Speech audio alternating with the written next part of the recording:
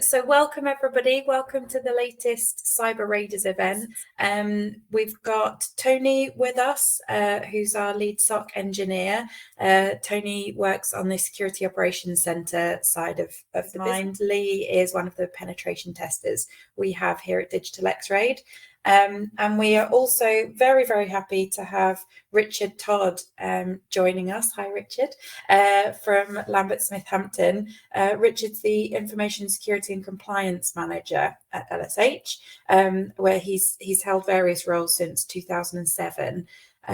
We've actually been working with Richard since 2020, so we're very, very pleased to have him here. Richard's actually been working with all of the teams across DigitalXRAID, so we're looking forward to hearing his insider's view on these attacks that have been coming up. We do have a varying level of technical knowledge on the webinar. There are some technical demos, but hopefully there's something for everybody. So you can just, like myself, you can wonder at the expertise that these guys have when they're doing the more technical things. So I'll hand over to Tony and Lee, who will be driving on the slides. Great, thank you very much, Laura. Lee, just next slide, please. Yeah, good afternoon, everyone. My name's Tony Bands. I'm the lead SOC engineer here at DigitalXRAID. I work within the Security Operations Centre. So today I'm going to be talking a little bit about user account compromises. I'm going into a little bit more detail, and then obviously be shortly followed up by Lee, who will be going to a bit more exciting and looking at some more of the technical side and doing a bit of a demo. And then, like Laura said, be followed up by Richard at the end. So yeah, user account compromises, what are these? These are also known as credential compromises or account takeovers. And these often occur when unauthorized individuals gain access to user accounts details. These actually can be a really significant security threat, as it allows attackers to impersonate legitimate users and potentially gain access to unauthorized access to sensitive information, systems and resources. So I've included a couple of screenshots here. I'm sure you've seen the one on the left quite regularly with it being a phishing email. So it's kind of a bit of an indicative example of the kind of things we see within phishing. And this can often lead to something a lot more serious, as I say. So the example on the right hand side is ransomware. Next slide, please. So what are the targets and motivations for these threat actors? They're looking for sort of high value targets. So they could be politicians, government officials, executives, or individuals that have got access to sensitive information. And these are obviously targeted due to the potential impact that compromising their accounts may have. They obviously have high access within the environment. That could be for financial gain. So this is where attackers may seek to steal sensitive financial information, conduct fraudulent activities, or exploit victims' resources for monetary gain. And lastly on this list is espionage or intelligence gathering. So in some cases, state-sponsored actors may target user accounts to gather intelligence, monitor communications, or disrupt operations. So more recently, we've seen obviously the report from Microsoft, and obviously that was around the sort of Cozy Bear threat actor that's potentially linked to a Russian organization. So that's something that's come up quite recently.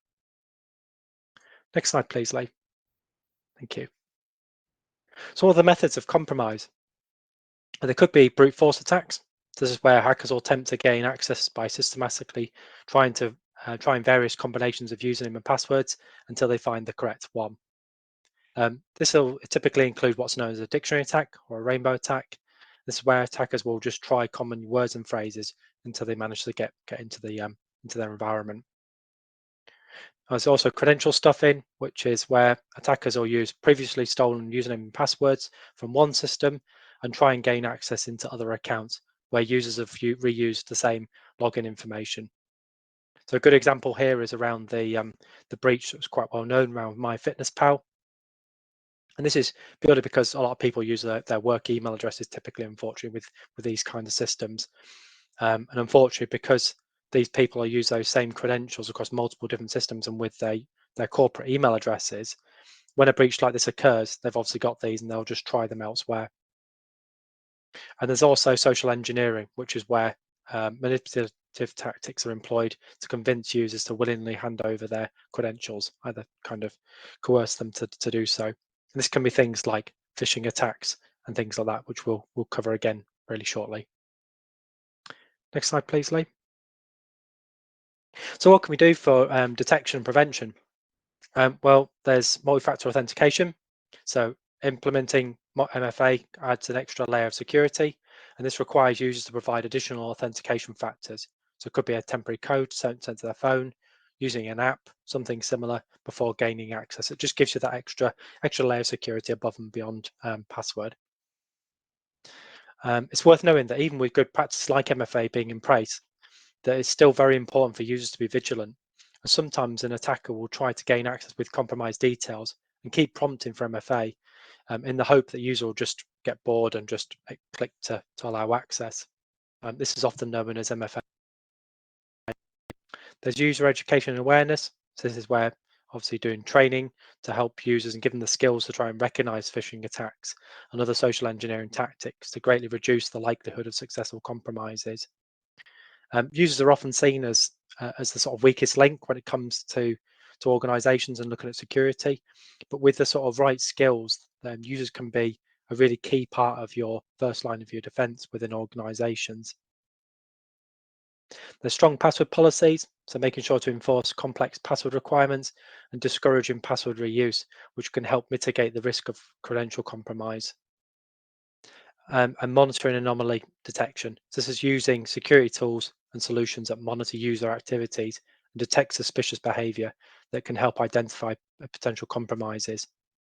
So for example, within our secure operations center, the platform that we use alongside the analysts on the SOC will utilize what's known as user entity and behavior analytics. This is where it will highlight patterns that move outside the baseline, outside normal expectations. So that could be things for our kind of examples where a user normally logs in from a particular county or a country or a specific time of day. It moves outside those kind of baselining activities and therefore is anomalous. And obviously an analyst will go in and review that alarm. Next slide, please. So something we can do to combat this is specifically what's called 3 random words. Some of you may have heard this already, but for those who haven't, the reason why we use this is because traditional password advice, which is built around password complexity, fails because most of simply is asking us something to do something that we're not normally sort of doing, which is memorizing long, complex passwords. Don't know about yourselves, but I really struggle to remember massive 14-character random complex passwords. So it can be really difficult. And weak passwords can be cracked in seconds. And obviously, the longer and more unusual your password is, the harder it is for cybercriminals to be able to crack it. So a good technique and a way to try and make it more difficult to crack is by combining 3 random words to create a password.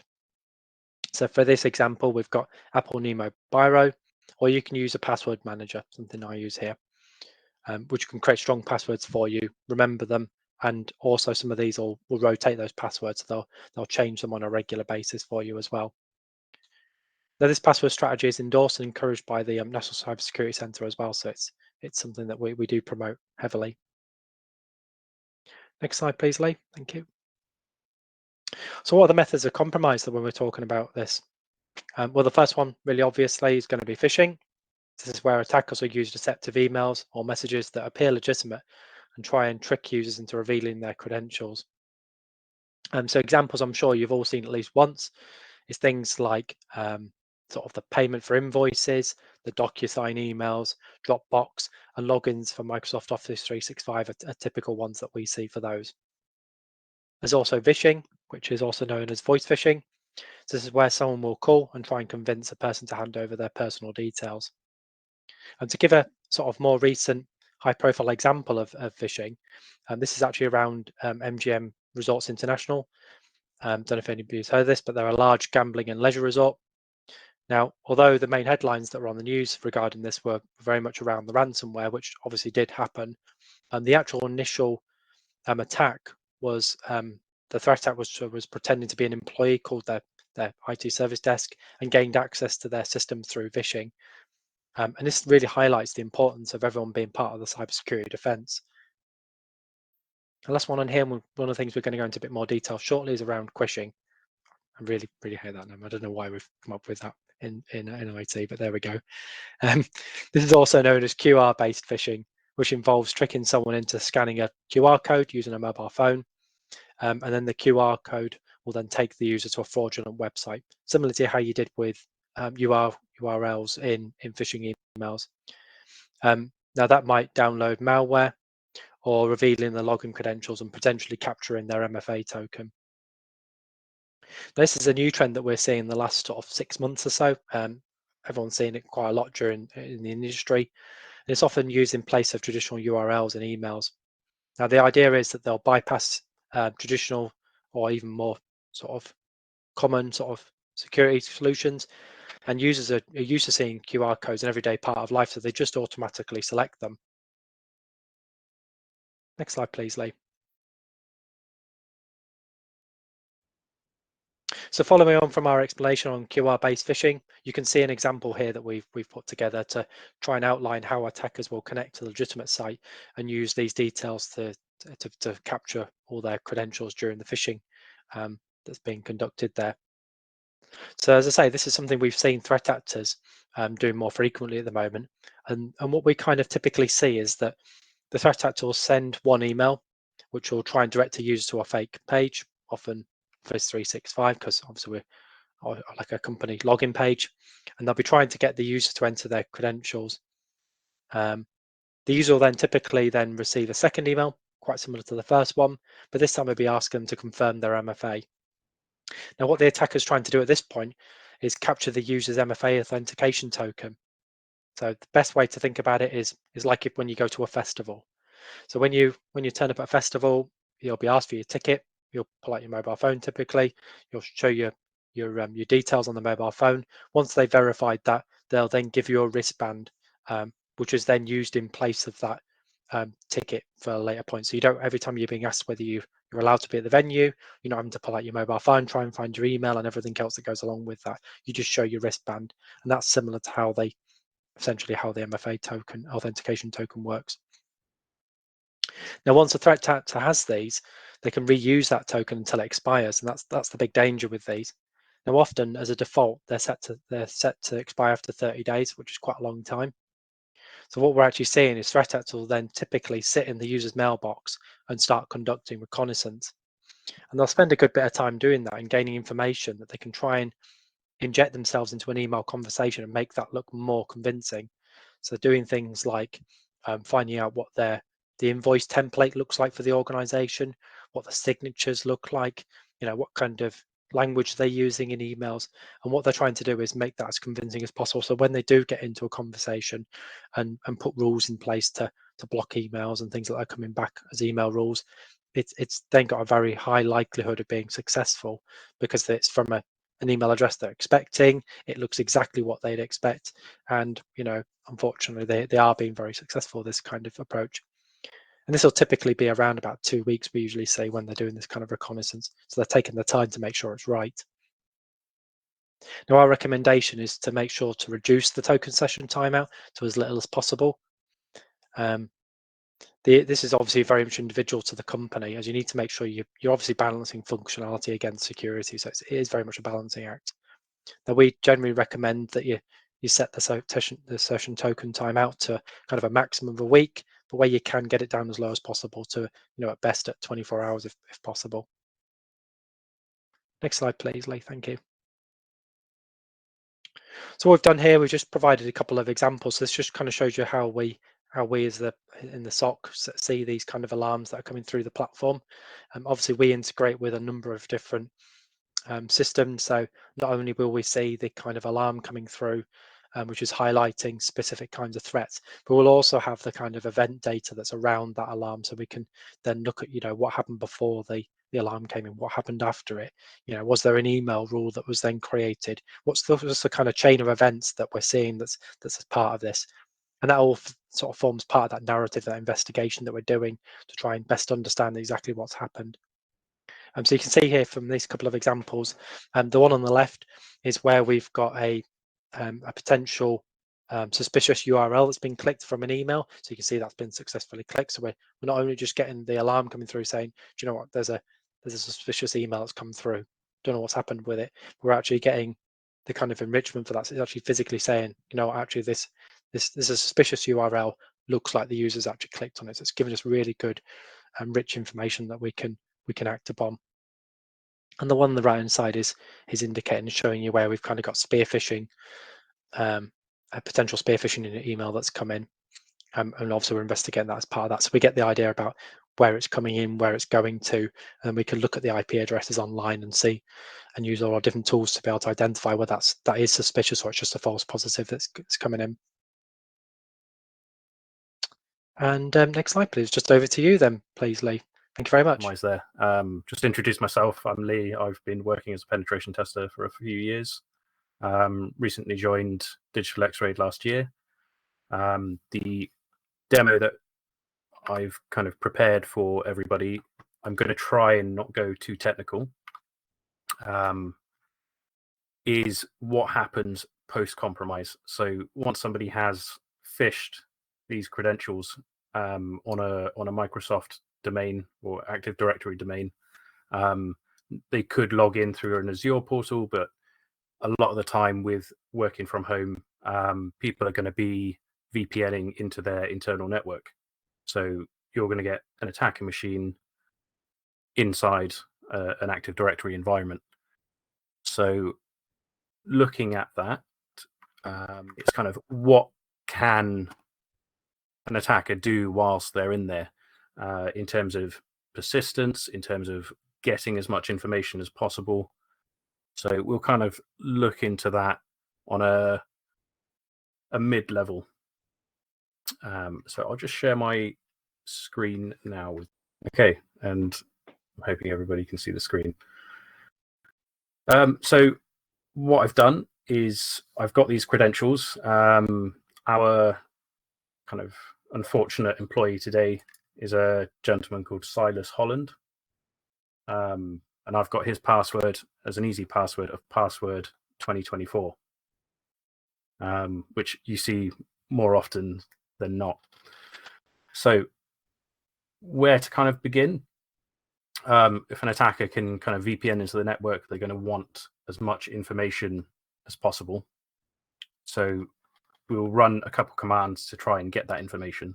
A lot of the times, as you can see here, we shall have a look within the network. Usually we'll do a /24 to have a look at the entire network of what we can see from whatever machine we're VPN'd into, or the IP address that's given to us when we VPN. And I'll just put the password in for Silas Holland. And I said it was password 2024, like that. And the domain that we've got today is dxr.demo.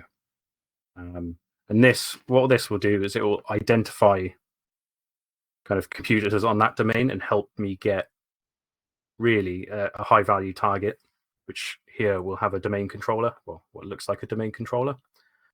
So that will kind of be a target, but we also have this other machine running. In terms of just getting as much information as possible, they'll run a tool, hopefully on a Windows machine, but you can run it remotely, called Bloodhound, which will use LDAP or lightweight directory. Sorry, I can't remember the acronym now. But that will use LDAP to kind of query the entire network and domain to get as much information as possible, which then an attacker can use to visualize attack paths, look at sessions throughout the network. And I guess the important thing here is none of this will really show up on any kind of standard Windows Defender or anything like that. You do need someone looking through Microsoft logs to be able to see these queries. So just as an example, kind of gone through as Silas. I'm just going to push through this command. So this is a slightly stealthy option, because on a normal command, it would query the entire network. This is going to query just the domain controller. And what this will do is it will just ask the domain controller, can I get all the information that you have in your Active Directory environment? I've done that already. I've put that into this. This is Bloodhound. We can see all sessions. I'll be able to see everyone that is a domain administrator. I can see information about when they last changed their password, if they're active, any descriptions people might have left, just generally anything that I can. So what I can do as well is search for Silas Holland. Yeah. And I can mark him as compromised and just see if there's any way that I can get from this node. And this is all offline. This is they'll only have to execute this command on their network once, take it off to their own computer, and go from there. There we go, domain admins. And I know this looks a bit of a mess, but it is kind of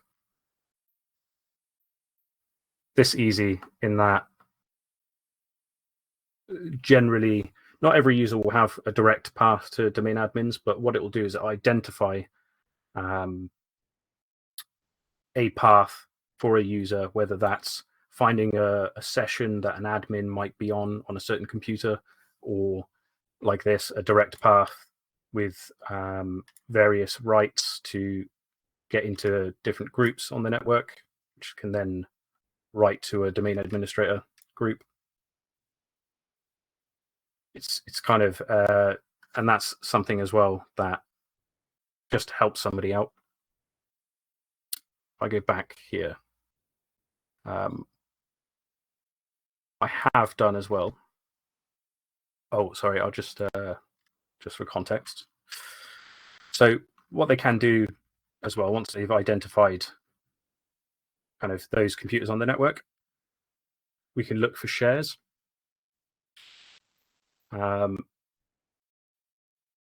More often than not, in a lot of business Active Directory environments, you'll see that one computer, whether that's a server that IT use, but there'll be a open share or an open folder where somebody can, well, or employees can put files, execute files, read files, and there's a lot of junk in these folders, and they're not always properly, say, managed. They're not always scanned even. So in this context, if I log on to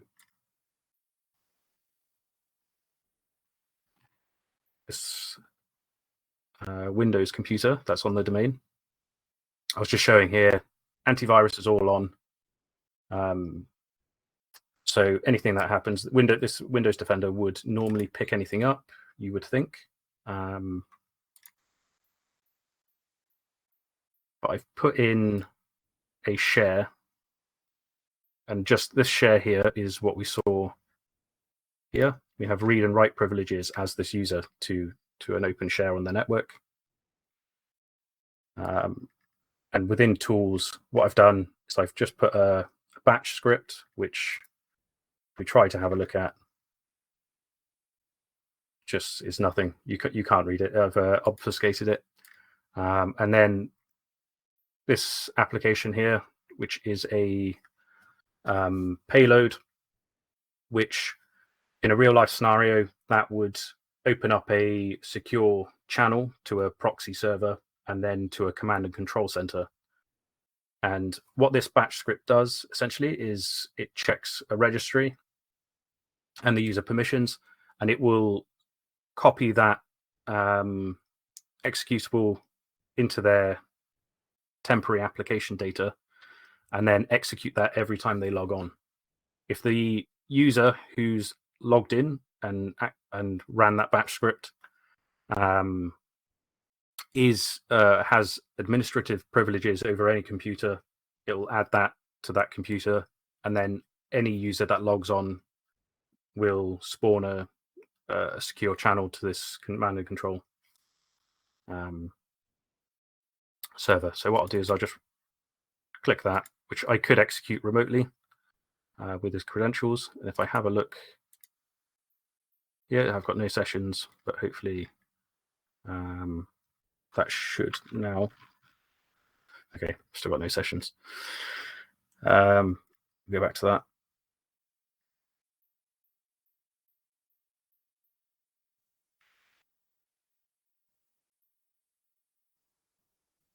Does that come through? Okay, it has. I can check now. If I have a look at the registry edit, it's there on startup. And just to show as well, if I log out,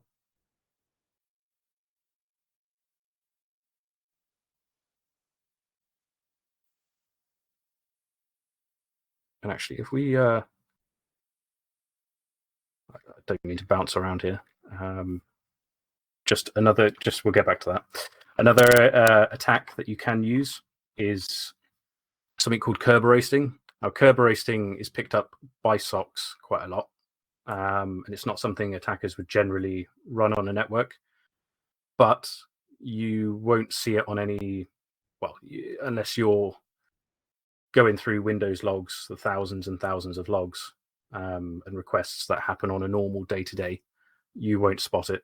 And what Kerberoasting is it's looking for accounts that have a particular service attached to that account. And the reason that a lot of businesses do that is simply because whatever service is running, if you attach it to a computer account, which it kind of normally would be, it has a 100-character rotating password.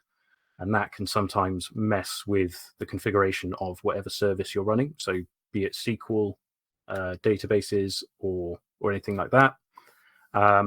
It's easier to just create a user account, create what you would hope would be a secure password to that user account, and then attach the service to that. A lot of businesses tend to forget to rotate that password, or just use a common password that they're using for every other service in their network. And any user can simply just, well, depending on their permissions, but for the most part, if it's not a particular admin service, if it's a service that this user would request, if we go back to Silas, yeah, we can get every user that's got a service running on their account. We can get their password hash here, their Kerberos hash. Now, normally you wouldn't have this many people. You would only have a couple of accounts. But looking back at Bloodhound, when we were looking at domain admins, there was one that came to light, Hannah McKnight. So in Bloodhound, you can make queries using a language called Cypher. So rather than go through all these thousands of users, you can just ask the program to find these users.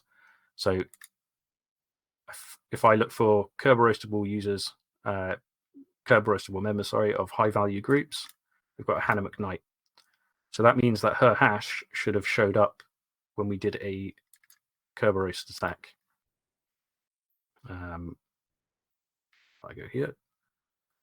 So to make that a little bit easier, sorry.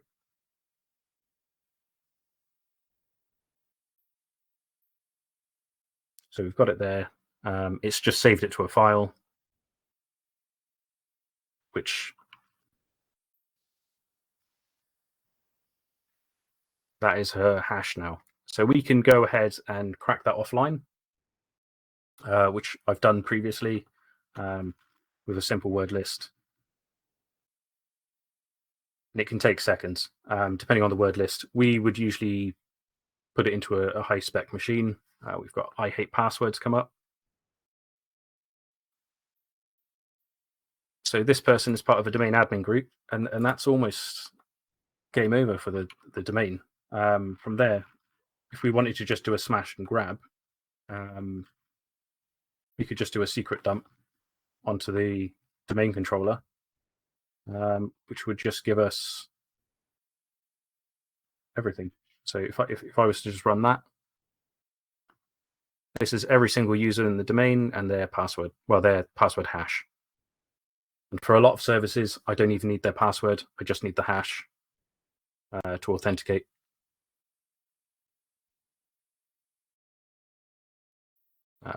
Is within this, if I were to start a interpreter shell, which those of you who've dabbled in kind of hacking will understand what this is, but essentially it's a this is just the handler for it, but it's a kind of multifunctional shell, and what I can do with this,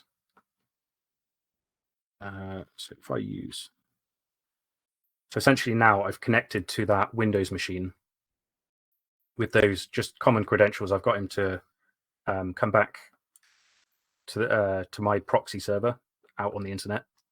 It's shown me the username, the host name, and the outward port. So, and this is all over HTTPS, so it would be difficult, but a SOC in terms of looking for constant connections on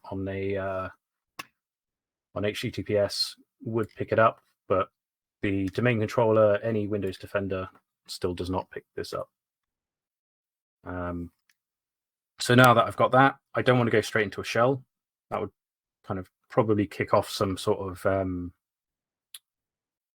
some detection. So instead, I'm just going to have a look at the processes running. I mean, with this, so it's not coming back for whatever reason. No. But there are exploits that you can inject into a process, something like Meterpreter, which would normally be picked up by Windows Defender. And through this, they can escalate to a NT authority system on that machine.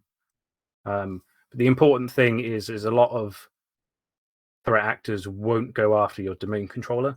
They'll set up persistence on these kind of low-level accounts if they can, because they can always escalate again. When I did the dumping of credentials, something that I would look to do,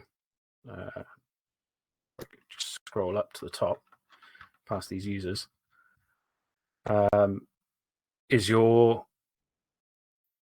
Kerberos system hash, which is this, which essentially gives you that ticket, that wristband that Tony was talking about earlier, into the network. This normally has a rotating password of about 3 weeks, but it's easy enough. As soon as you've got that, you just change the password to not rotate at all, and no, unless you're a very, very keen sysadmin, you wouldn't notice. So essentially, it only takes minutes for a user to just VPN in, smash and grab everything. They can crack all this offline, or they can come back in and utilize that throughout the network. As soon as you've got this as well, as soon as you've got that level at domain admin level, which you can get, like I said, through here, once that has compromised to that, even on a single computer within the network, they can look at if a support desk staff or IT staff have ever logged in, they can grab that hash, crack that offline. But there are things that are called a backup master key for your DP API, and that if a threat actor gets hold of that and they're not caught before this stage, that's kind of game over. That isn't a change in password. That is a whole having to rebuild the domain from the ground. And that's kind of going in there. I mean, at the beginning, they could have installed ransomware on an open share with just the initial credentials. That would have also just taken seconds. But it's having that having those EDRs in place, things to protect, having good policies with backups, etc., and just having someone there to manage that. So pass on to Richard.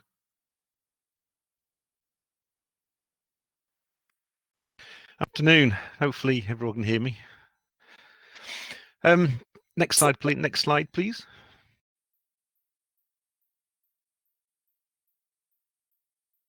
Wonderful. So my name is Richard Todd. I'm the Information Security Compliance Manager at Lambert Smith Hampton. I've been working there for 17 years now. Started as an external consultant and then was employed as a senior analyst. Went through service desk, managed service desk, and now been lumbered with information security and compliance.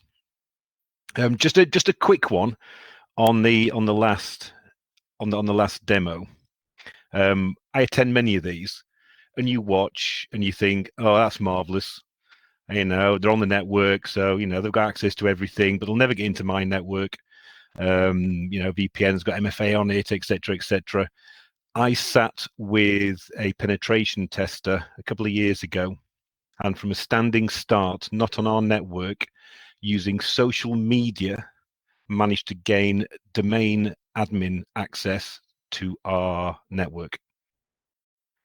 So it is very relevant and very very easy to do. So it's always good to be aware of what can be achieved by these hackers. So on that basis, next slide, please. So this is how the business sees me. I am the normally the bringer of bad news, so much so that on our new starter welcome days, I've now been banned because HR said I scared them too much. Next slide, please. And this is how the exec sees me. I'm just after money, looking for new technology to try and protect the business. So next slide, please. We're a fairly small team at Lambert Smith Hampton. There's 3 of us in information security, and yeah, so a very small team. I think a total of 18 to look after 1,000 users and 29 physical locations. Next slide, please. So the history with DigitalXRAID. We were with a very big corporate entity for our penetration testing prior to 2018, and we were continuing to do our Cyber Essentials plus certifications. Came to a point whereby one of our external scans had failed. Went back to this nice corporate entity and said, right, can we retest? And they said, yes, certainly. That's another £5,000, please.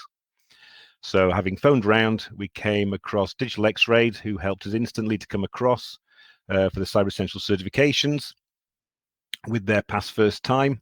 That was in 2018. 2019, we then took out their cybersecurity assurance package, their platinum version, which gives us Cyber Essentials plus certification, penetration testing, quarterly scans, and phishing campaigns. In 2020, they did a gap analysis for us on the ISO 27001 services. And then in 2023, we took out their managed SOC services, which we'll go through in the real-time example shortly. And then in November last year, we actually started to develop our own internal applications, and we utilized their knowledge for their web application code reviews. Next slide, please. So at Lambert Smith Hampton, the greatest security risk, and probably everyone on the call knows this, it's employees. It's your users. Most breaches, when they're investigated, normally come from internal and unintentionally caused by employees. Next slide, please. So this is what Lambert Smith Hampton have the boundary and the endpoint. So we have Mimecast for our email gateway, which provides us with spam, malware filtering, impersonation protection, URL protection, anti-spoofing and attachment control. We have Sophos XG HA pair firewalls and Sophos Advanced Endpoint and Intercept X on the desktops and servers. Next slide, please. So we'll come back to the we'll come to the example. This happened last April and is a real example of what happened. We'd just brought on DigitalXRAID onto our SOC. The implementation started mid-January, and March we'd become live. So this is an email that was received by SOC, from SOC to myself as an alert. And the first thing I saw from that was the fact that the asset is not one of our asset names. Therefore, immediately shows me that that account had been compromised. Next slide, please. And again, I think it's two of the same. Right. Thank you. So the first thing I was ever told was, don't panic. Do not panic. Compromise has already happened. Nothing you can do about it at that point. We now need to know what's happened, where it's happened, and how far that individual, that hacker, that attacker has got into our network. So follow your incident management process that you have written and just follow it swiftly and calmly. Next slide, please. So the first thing that we looked at doing after receiving the alert was identifying the source and the ingress points. Hopefully it's just the one point at Exchange Online. So we need to check the Azure AD event logs and the firewall event logs and identify the source of the source IP address and the range of that IP address. And then we need to assess the impact. So we would contact SOC to investigate any further instances from the IP address, and we also contacted the firewall management company to check whether that IP address or that range had been seen anywhere else trying to get into the network. Also, from there, we need to identify the number of users. Now, this is relevant because this needs you need to know this if you had to report it up higher into the organization or actually report it into the ICO. And also, we need to contact the user to try and figure out what they've done, if they've done anything. And then remediation. So we need to make sure the password, the user's password has been changed and enforced. The enforced MFA has been applied, and the removal of any inbox rules created by the attacker and what damage that has done. Next slide, please. So in this real life example, the initial email was received at 11:17. At 11:27, so 10 minutes later, we've gathered the initial evidence. The IP address has been identified. SOC and firewall management company have been notified by phone and email that we require further investigation and to advise them of the compromise. The user's password has been reset. We have ensured MFA has been enforced on the account and all rules have been deleted. So in this instance, just to make you aware, we're in the process of migrating from on-premise Exchange to Exchange Online. So this user's account was in the process of being migrated, and the MFA hadn't been fully enforced due to the fact that he was logging onto two systems. Also, the ingress was identified as a phishing email. It was a fairly new domain. The link was a Google Docs link, and it had managed to bypass URL protection. We'd also identified 6 other users that had received this email, and the email was shown below. So it's looking like it was from the LSH support team. That's fine, thanks. So in this, to continue, the real life example of the compromise, so at 12:24, we had the SOC report back with their investigation report, and as well as the management firewall company. 6 other compromised users' accounts had been found. And from those other accounts, the logins had failed due to the MFA enforcement. Luckily, those users had already been migrated and MFA had been fully enforced. Now, one of the interesting points that we found on this was that Microsoft, in their infinite wisdom, had a legacy setting that allowed cross-tenancy delivery of emails.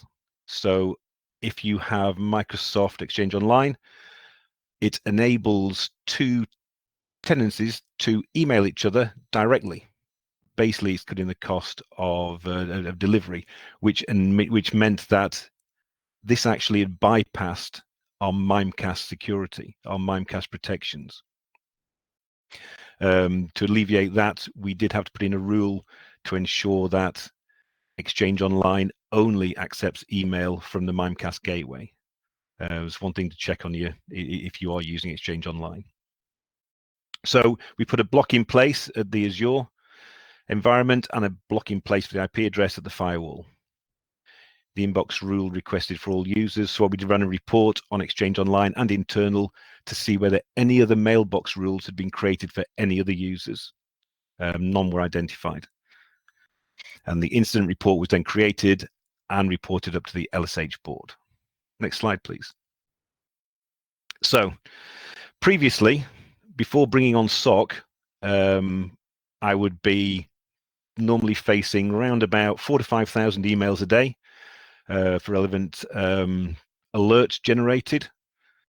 And it would probably be a random selection about whether I had actually seen the compromise.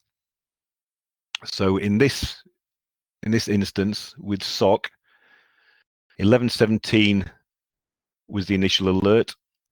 After 10 minutes, we'd had the initial report from the compromise, and within 20 minutes of the actual compromise, the account had been fully secured.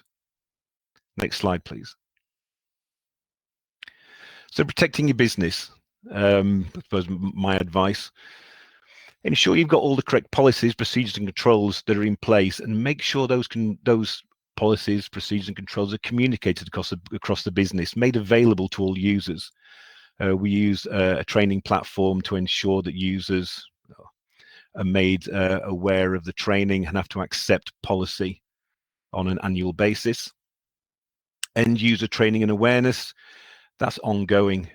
There's always, users will find a way, and attackers are always trying to identify different ways to get into the network. So we run monthly training and awareness courses. Make sure your data breach and incident reporting is in place and relevant individuals are notified. And make sure users know, if you're not sure, ask security. Simplifying the technology stack. We were very fortunate that with the firewall management company and the SOC, we only had 2 places to contact to ensure that we understood what was happening on our network. So simplifying the number of suppliers you have and the way they communicate helped greatly to reduce that time from compromise to remediation. And pick companies that fit into your business. Like I said, initially, the big corporate didn't serve our needs. After contacting and talking to DigitalXRAID, there's a good relationship and we understood each other. So that company fitted our business. Security synchronization, we selected Sophos firewall and endpoint because they communicate together, synchronized the security, allowing us to react quickly to any attack. And just remember, like I keep saying to my business, it's not if we get attacked, it's when we get attacked. These things happen continuously. So it's always, keep it note, it's when, not if. And like I said before, don't panic. Your policies, procedures, and processes are in place. Follow them, and you will be secure. Thank you. Thank you, Richard. Good advice indeed. We've had a couple of questions come in. We do have a few minutes for questions, so if anybody does have any more questions for any of the speakers or anything outside of that, please do drop them in the Q&A. There's one question that's come in that I'm going to go to, I guess, everybody potentially with it. It did initially come in for Lee saying, would you say that Windows Defender is a weak endpoint program? I guess, Lee, from a hacker's perspective, if you were thinking as an attacker, or if you're thinking as you're trying to sort of ethically hack some of our customers, Do you see Windows Defender as one that you can get around more easily compared with others, or is it sort of the same thing? In terms of security research and when hackers are creating payloads to try and get onto a network, it's kind of the standard to bypass. So there's a lot of research into bypassing it. There's yeah, I'd say it does its job, and as long as you keep it up to date and it's up to date with security signatures, it will stop probably the 85% of hackers who aren't hugely adept at understanding kind of those signatures and shell code and how to kind of bypass it. But at the same time, it is the baseline of when a hacker is kind of creating a payload of what to bypass. So I would say you need more. It's like Richard said, it's about the behaviors that happen on the network as opposed to actually detecting that that payload that's happening, because things will happen on the network, but trying to find those behaviors is just as important. Yeah, that's a good segue to Tony. I guess, Tony, from a defensive perspective, you're definitely in this realm. What's your opinion? Yeah, so really just echoing a lot of what Lee said. So for us, it's kind of defense in depth. It's having that multi-layered kind of approach to making sure these things are being identified. For those instances where it's not being picked up, it's being picked up by other methods.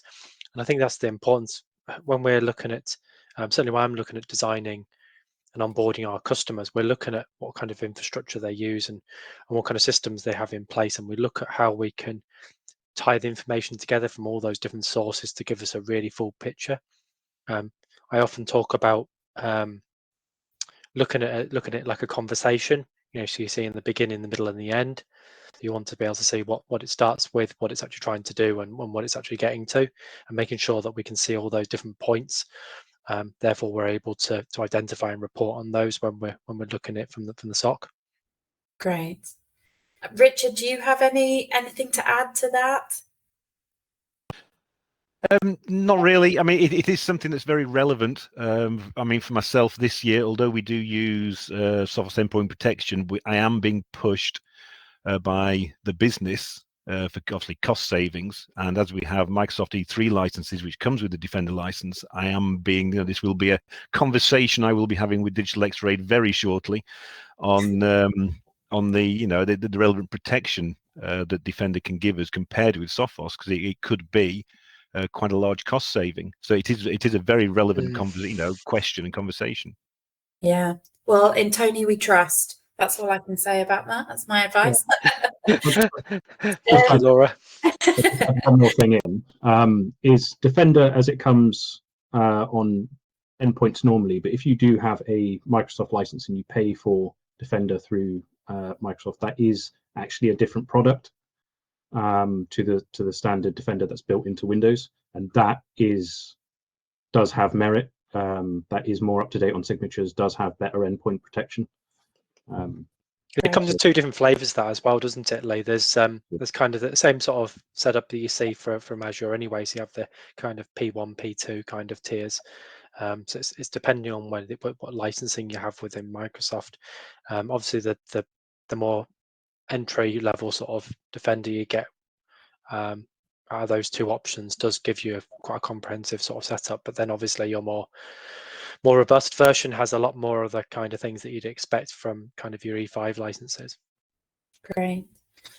We've had another question come in, which might be one to start with Tony.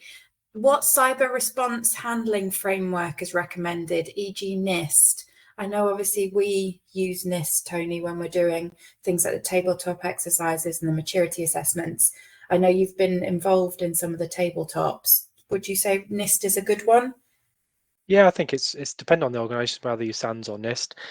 What we do within the Secure Operations Centre and a lot of the tooling we use is aligned to the MITRE ATT&CK framework.